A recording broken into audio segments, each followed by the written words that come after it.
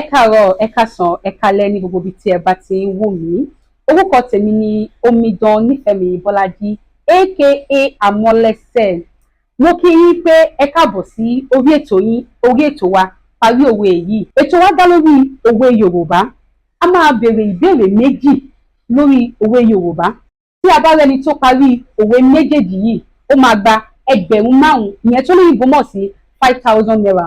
Ẹ máa fi ìdáhùn yín sí apá àkọsílẹ̀ tí olóyìnbó ń pè ní comment section. Ibẹ̀ ni máa ti mú ẹni tó bá yege tó sì gba ìbéèrè mi dáadáa.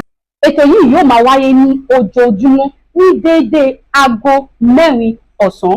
Láti gbádùn ètò wa, mo fẹ́ bẹ̀ yín ìyá mi, ẹ̀yin bàbá mi, ẹ̀yin ẹ̀gbọ́n mi àti ẹ̀yin olólùfẹ́ wa pátá ní pé kẹ́ jọ̀ọ́ kẹ́ bá mi subscribe sí Amolese YouTube channel àti gbogbo other social media wa, torí èmi nìkan ò lè dá ṣe láìsí ẹ̀yin.